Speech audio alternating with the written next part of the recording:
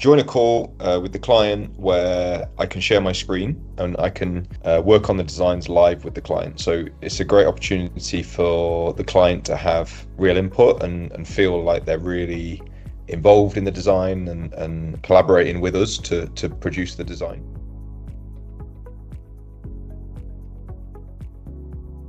And we use it for a range of things, really. I mean, the kind of obvious things that it's used for are text changes or text alignment or moving little things around like that. A lot of the time, that kind of thing can be really cumbersome and really time consuming if we're just going back and forth over email. So having the client on the call and me moving around little bits of text, little bits of logos. Logos are always a tricky one because they come in all different shapes and sizes.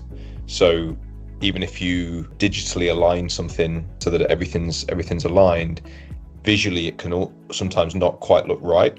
So moving things even just like a centimeter or two can have quite an impact in terms of how the text looks.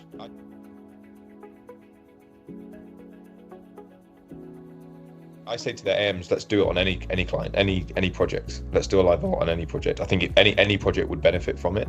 Those ones where the client is a perfectionist, I guess, is a good ones because they want to see that everything's in the right position, which is totally understandable. So working with those and like I say, moving things around on screen and making sure it's all perfect works really well. Yeah, I think often the account managers ask me like, should we do a live art on this? And I don't really think about it. I say yes, let's just do it, because there's no downside to it really. There's a lot more opportunity to get it right there and then, and let's get it into production. That's what I always say.